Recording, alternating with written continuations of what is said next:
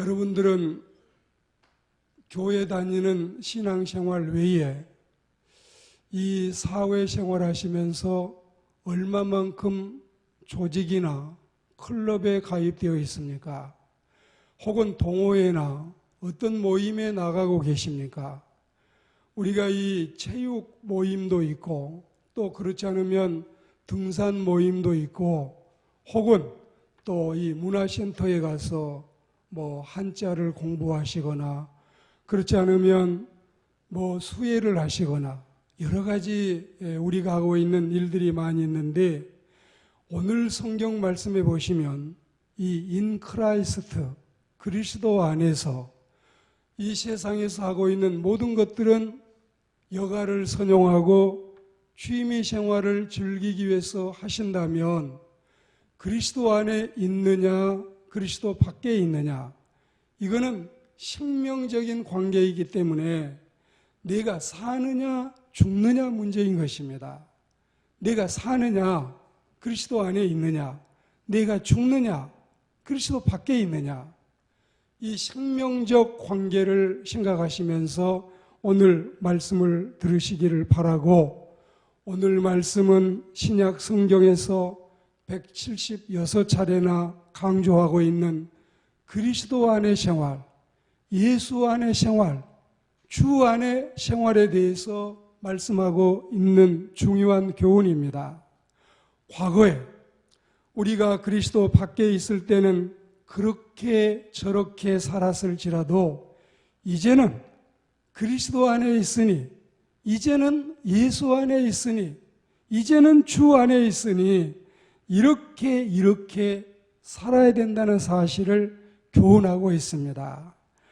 옛사람과 새사람, 이 성경이 늘 비교하고 강조하는 말씀인데 어둠의 자식들과 빛의 자녀들, 십자가의 원수들과 복음에 합당한 사람들, 그리고 소망이 없는 사람들과 산 소망을 가지고 있는 사람들, 땅에 속한 사람들과 하늘에 속한 사람들, 육의 사람과 영의 사람을 구분해서 성경은 항상 우리에게 아름답고 은혜로운 사람들을 담고 우리가 그 사람이 되어 살아가기를 가르치고 있습니다. 이 시간에는 이 점에 대해서 길지 않는 시간 하나님의 말씀을 드리겠는데 여러분이 이 말씀을 잘 새겨서 이제 우리가 이 11월과 12월을 은혜롭게 매듭하고 새해를 맞이하는 하나님의 백성들이 되기를 주의 이름으로 권면합니다. 첫째는 그리스도 밖에 있을 때 내 삶의 모습들, 그리고 두 번째는 그리스도 안에 있는 자들이 살아야 될 삶의 스타일, 이걸 우리는 구분해서 말씀을 듣겠습니다. 성경이 말하는 옛사람과 새사람은 옛날 사람들, 현대인들, 이걸 말하는 게 아니에요. 지금부터 1500년 전에 살았던 분들 가운데도 예수 안에 살았던 분들은 새사람이고, 그리고 뉴 밀레니엄 시대에 살고 있는 이 시대에도 현대인이라고 해도 그리스도 밖에 있는 사람은 옛사람이다, 헌 사람이다, 땅에 속한 사람이다, 그리고 십자가의 원수들이다. 이게 성경의 구분인 것입니다. 시대와 연도에 관계없이 그리스도와 관련을 지어서 그리스도 밖에 있느냐 그리스도 안에 있느냐, 교회 조치 멤버, 이 교회 등록은 되어 있는데 예수교회 호적은 있는데 그래도 우리는 예수 안에 있지 못하고 그리스도 밖에 있는 분이 있을 수 있고, 설령 우리가 교회 없는 곳에서 혹은 무인도에서 그렇지 않으면 감옥소에서 어떤 이 좋지 않는 열악한 환경 속에서 교회에 소속이 되어 있지 않다 하더라도 그가 주님을 믿고 믿음 안에 있다면 그는 그리스도 안에 있는 사람이라는 사실을 성경은 말씀하고 있습니다. 현대 교회의 어떤 신자들과 마찬가지로 초대교회 때도 겉모습은 신앙인 같지만 속사람이 중생하지 못해서 거듭나지 못해서 옛사람으로 살고 있는 모습이 이 2000년 전에도 있었다 이것입니다. 그런 사람들을 지적하는 겁니다. 오늘 말씀 속에 우리에게 주시는 교훈은 새사람과 옛사람, 헌사람과 또한 그리스도 안에서 새사람을 말씀하고 있는 것은 주님을 믿는 신앙심이 그리고 생명의 주인이신 주님을 내 마음에 모시고 그분처럼 생각하고 그분처럼 행동하고 그분과 같이 의논하고 그분에게 영광을 돌리며 사느냐, 그렇지 않으면 내 마음대로 내 스타일대로 내 뜻대로 내 방식대로 내 주장대로 사느냐, 이걸 구분하고 있는 것입니다. 여러분들이 다 잊으셔도 좋아요. 세세하게 기억하지 못하셔도 좋아요. 단 한 가지 중요한 것은 내 안에 나는 주님을 모시고 사느냐, 내가 주 안에 있느냐. 할렐루야. 우리가 주님을 모시고 산다면 나는 주 안에 있는 것이고, 내가 주님을 모시고 살지 않는다면 아무리 우리가 세례를 받고 아무리 천사도 흠모할 만한 직책을 갖는다 해도 나는 주의 사람이 아닐 수 있어요. 누구든지 그리스도의 영이 없는 자는 그리스도의 사람이 아니니라. 이 말씀을 우리는 가슴속에 새겨두고 살아가는 하나님의 사람들이 되어야 할 줄로 믿습니다. 그래서 사도는 신자들에게 내가 이것을 말하며 주 안에서 증거하노니 이제는 이방인이 그 마음에 허망한 것으로 행함같이 너희는 행하지 말라. 행하지 말라. 이방인들은 허망하게 살지 않느냐? 부실하게 살지 않느냐? 그리고 생명의 사람처럼 살지 못하고 생명이 없는 사람처럼 살고 있지 않느냐? 마음에 여러분, 내 마음에 주님을 모신다고 하는 것은 이 조직신학에서, 교의신학에서, 신학교에서 가르칠 때의 종교의 좌소, 우리가 신앙심을 갖는다, 주님을 모신다 할 때에, 그러면 종교는 어디에 갖느냐? 주님은 어디에 모시느냐? 그럴 때 여러분, 그 좌소, 그 장소를 마음이라고 말하고 있습니다. 이 마음이라고 하는 단어는 헬라어에 보면 누스인데 모든 행동과 모든 의도의 주체인 자아를 가르치고 있습니다. 모든 불신자들의 마음이 허망한 것을 따르며 그 가운데 거하지만 그건 옛사람의 모습이기 때문에 너희들이 지금도 이래서는 안 된다. 과거에 지금 여기 와 계시는 여러분과 저도 과거에 우리도 옛사람과 똑같이 살고 옛사람으로 살았고 옛사람이 분명했지만 이제는 고린도후서 5장 말씀처럼 누구든지 그리스도 안에 있으면 새로운 피조물이니 보라 이전 것은 지나갔으니 너희는 이제 새 것이 되었도다. 그리고 우리는 어둠의 일을 벗어버리고 빛의 갑옷을 입었으니 이제 우리는 새 사람으로 살아야 된다는 뜻을 말씀하고 아직도 새 사람으로 살지 못하고 헌 사람으로 살고 있느냐? 아직도 빛의 자녀가 되지 못하고 어둠의 자식으로 살아가고 있느냐? 아직도 복음에 합당한 자가 되지 못하고 십자가의 원수로 살고 있느냐? 이걸 주님은 우리에게 묻고 계시는 것입니다. 그들의 총명은 어두워지고 마음은 굳어지고 무지해서 하나님의 생명에서 떠나 있도다. 떠나 있도다. 겨우 한 발짝 두 발짝은 예배당에 아직까지 발을 딛고 있지만 8발짝 9발짝은 이미 떠나 있는, 이미 세상 밖에 있는 이런 믿음을 가지고 우리는 주님께 칭찬을 기대할 수 없습니다. 애굽에서 종살이 하다가 해방된 민족이 되기 위해서는 다소의 광야의 어려움이 있을 수가 있습니다. 그걸 못 참고 다시 애굽으로 돌아가고 싶다.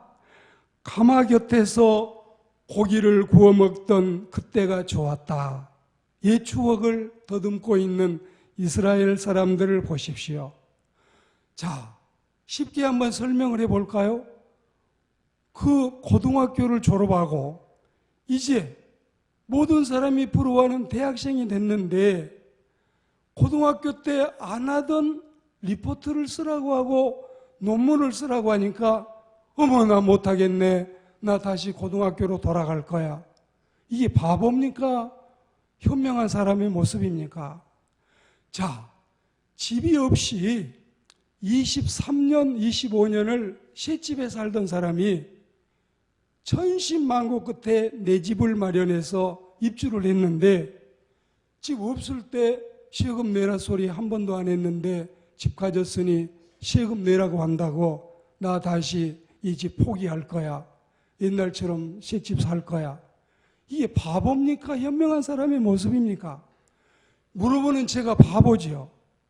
이런 걸 다 구분할 수 있는 인간들이, 그리스도인들이 그리스도 밖에 있을 때 설령 신라의 달밤 같은 삶이 있었고 꿈꾸는 이 물안개 뜨는 양평 강가 같은 즐거움이 있었고 낭만이 있었다 해도 그건 여러분 작은 것들이니까 예수님을 믿고 그리스도 안에 와보니 어떤 것은 십자가를 져야 되고 어떤 것은 민족을 어깨에 짊어져야 되고 어떤 것은 우리 교회 전체를 위해서 기도하는 몫이 내게 주어지고 그렇다 해도 할 수 있는 일만 하나님이 우리에게 시키고 우리는 감당할 수 있는 힘을 주님이 주시기 때문에 절대 예수 안에서 하고 있는 우리의 신앙생활이 가끔씩은 버겁고 힘들지 몰라도 그래도 여러분은 옛날 애굽에 살던 일을 동경하지 마시고 거기 가마솥 곁으로 돌아가고 싶다는 상상은 추호도 하지 마시기를 주의 이름으로 권면합니다. 거기다가 영적, 도덕적 감각이 마비돼서 부끄러움도 모르고 자신을 가눌 줄도 모르고 안 것이라곤 더러운 욕심대로 정욕에 빠져 사는 것밖에 없다면 우리는 하늘나라 시민이 되기에는 아직은 부족한 것입니다. 방탕이라고 하는 오늘 이 말씀은 보면은 이 아세게이아는 굴레 벗은 유교, 부도덕, 죄와 악을 감출 체면조차 없는 이런 상태를 의미하고 있습니다. 그들은 온갖 더러움을 행하되 부끄러운 수치를 감추기는커녕 오히려 그걸 자랑하고 있습니다. 저는 교회에 오면 성직자이지만 저는 한 사람의 이 문화예술인으로 이렇게 등재가 돼서 이 다음이나 네이버나 치면 제 이름이 이 목사로 소개되기보다는 다른 이름으로 소개될 때가 있는데 그분들하고 접촉이 많지 않아요. 소설가라든지 화가라든지 시인이라든지 이런 사람하고 접촉을 해보면 이분들은 여러분 같이 대화를 하고 이야기해보면 연애한 거, 다른 사람들과 접촉한 거, 그리고 이 세상 사람들하고 지내던 게 다 이게 자랑거리지 하나도 이게 여러분 부끄러움도 아니고 이게 수치도 아니에요. 다 이 사람들은 드러나도 정치가들이나 재벌들이나 다른 사람들과는 감각이 또 달라요. 원래 이 사람들은 태어날 때부터 그런 낭만적인 모습으로 태어났는지도 모르겠습니다. 말씀을 드리면서 지금 대조하는 건데 하나님을 믿는 우리 그리스도인들은 너무 부끄럽고 너무 수치스럽고 가당하지 않는 일인데 오히려 세상에서는 이게 자랑거리가 되는 사람들도 있다는 뜻입니다. 오늘 말씀을 맺어가면서 그리스도 안에 있는 자가 어떻게 살아야 되겠느냐? 우리 믿는 신자들은 앞서 말한 내용과 달리 그리스도의 인격과 그리스도의 사상과 그리스도의 행적과 그리스도의 업적과 그리스도의 십자가와 그리스도의 부활을 배워왔고 거기에 걸맞는 삶을 살아가는 하나님의 백성들이 되기를 축복합니다. 20절에 보시면 오직 너희는 주님을 이처럼 배우지 않았다. 배운 대로 살아야 돼요. 들은 대로 살아야 돼요. 21절에 보시면 진리가 너희 안에 있는 것 같이, 22절에 보시면 너희는 유혹의 욕심을 따라 썩어져가는 구습을 쫓는 옛사람 다 벗어라. 23절에 보시면 오직 심령으로 새롭게 되라. 그리고 24절에 보시면 하나님을 따라 의와 진리와 거룩함으로 지으심을 받은 새 사람을 입으라. 옛사람을 우리가 벗어버릴 때 마치 낡은 넝마를 기꺼이 벗어 던지듯이 미련도 없이 눈돌림도 없이 아까울 것 없이 가차 없이 버리라 이거예요.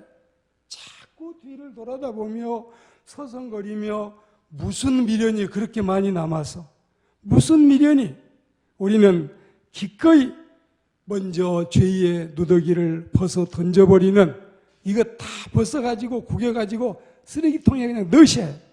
그리고 주님이 우리에게 주시는 하얀 정결한 세마포옷을 갈아입는 하나님의 사람들이 되기를 축복합니다.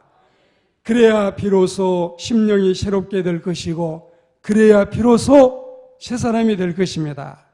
이제 우리는 날마다 새로워지는 은혜 아래 살면서 옛 습관과 옛 취미와 옛 향락과 옛 모습과 그리고 옛 유혹과 옛 죄악을 떨쳐버려야 되겠습니다. 바로 그것 때문에 목숨을 걸고 쫓아다녔던지 우리가 억울하게 그것을 생각하고 그거였던가? 비눗방울 꺼진 뒤에 먼 하늘만 남듯이 허망한 것, 헛되고 헛된 것, 마치 바람을 잡으려고 했던 것처럼 그 허망한 데 내 목숨을 걸었던가? 아이고 부끄러워, 아이고 바보스러웠어, 이제 나는 그리 살지 아니할 거야. 이런 마음이 우리에게 있어져야 할 줄로 믿습니다. 결론입니다.